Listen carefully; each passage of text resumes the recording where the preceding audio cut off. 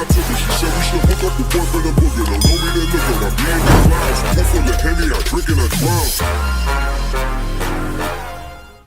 Hey guys, what's up? It's Sam from Harkey Fishing, and welcome back to the channel. Got another fishing report for you guys for Wednesday the 20th. This is Thursday morning. I was able to fish the Joe Bass Antique Division yesterday, and so I got to spend quite a bit of time on the water, including a few night tournaments. So I wanted to give you an idea kind of what's going on in the mid-lake to upper lake areas.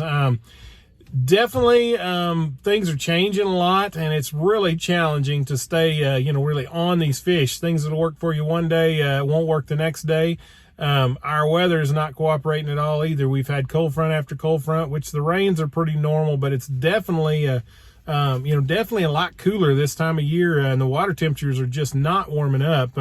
Normally by now the spawn has started, and the water temperatures are still just too cool for that right now. So, a little bit about the lake. We've had a lot of rain. Lake level is actually down significantly. We're sitting just below 916 this morning, and it's fallen about 1.5 feet in the last 3 or 4 or 5 days, which is kind of unusual. The Corps has not been doing that in years past. They've been letting us flood out, but they are really pouring the water out of the dam, and so it's keeping a lot of current going. We got a ton more rain last night. I expect the lake to come right back up, but thankfully they're running a lot of that water level, and they're doing their best to keep it at what standard pool is, which is 915 for this time of year, and it's soon to change to 917. So I think they're going to end up just about right on that, but that's going to be good for the fish spawn, as long as they don't drop it a whole lot while these fish are starting to spawn.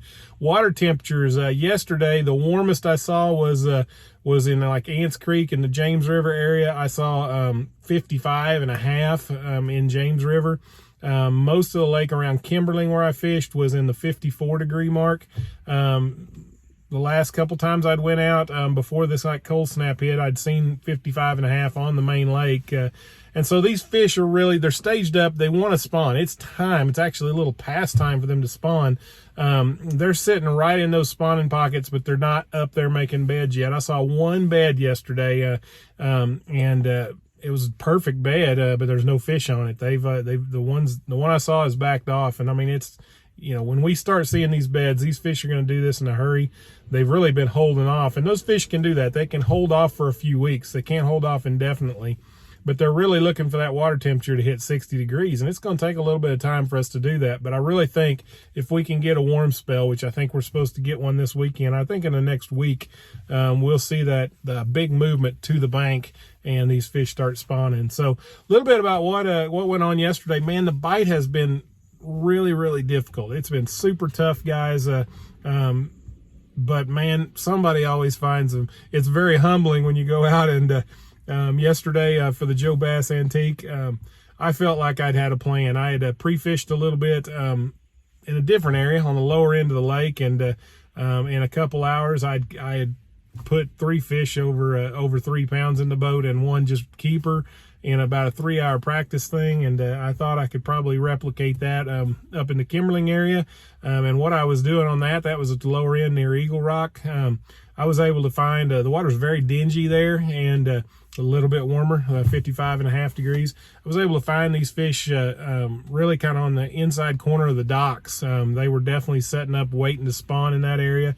I actually caught a male and a female using a peanut butter and jelly shaky head right on the inside corner of that dock. I caught the female first and thought, well, that was cool, and it was just over 3 pounds, and threw it back, and then cast to the right exact same spot, and immediately caught another one that was about 2.9, and pretty exciting. I thought, man, it is on like Donkey Kong. We're gonna go slay him for this Joe Bass. And Joe Bass tournament showed up, and gosh, it was a struggle. I started immediately on that pattern. I was throwing, basically I had 3 to 4 baits in mind.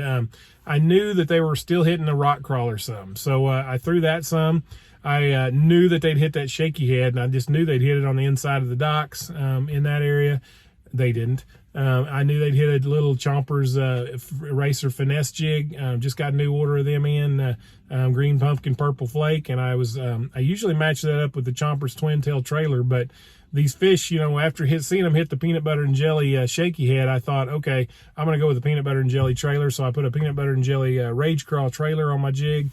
And then the other thing was a swim bait. The swim bait is, in the world of live scope, the swim bait has become a huge tool for me. And so anyhow, started off, and I just decided to stay around the Kimberling City area. I love that area. And those of you guys that caught that 19.9 limit, I'd caught that right there near the bridge. Didn't even have to travel more than about 1.5 miles from the bridge. And so just started in that area, and started throwing that peanut butter and jelly shaky head and jig a little bit on the corners of those docks, and got nothing, not a bite.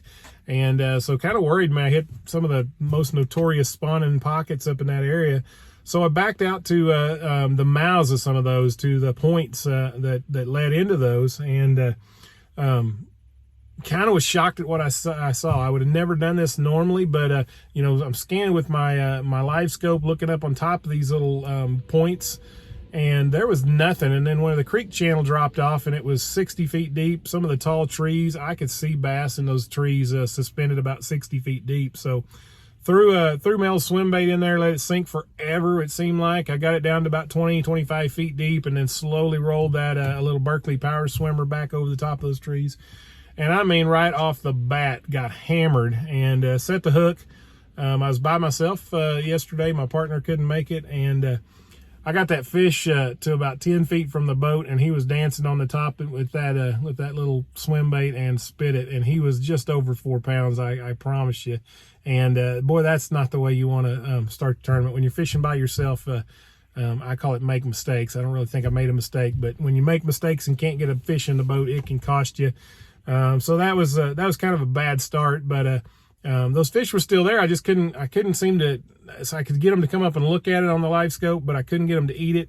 And so I threw the little Chompers Finesse jig in there, and caught a 3-pounder. And I really thought, man, this may be it. I may be fishing 60 foot of water all day, but I couldn't get that reproduced anywhere else, and just struggled. I went the whole day, ended up running up into the James River into Ants Creek, looking for fish. I could not get bit yesterday. I really, really struggled.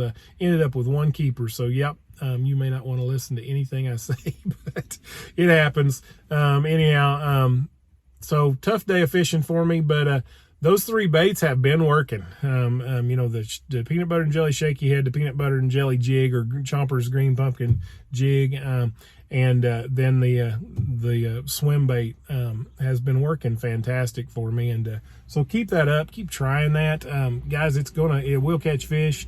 The spawn's gonna happen. When the spawn happens, we're gonna be starting to talk about what it's like to throw a floating worm, and those peanut butter and jelly shaky heads. You want something that's going to slowly work across the bottom, because those fish, they don't like stuff being around their bed.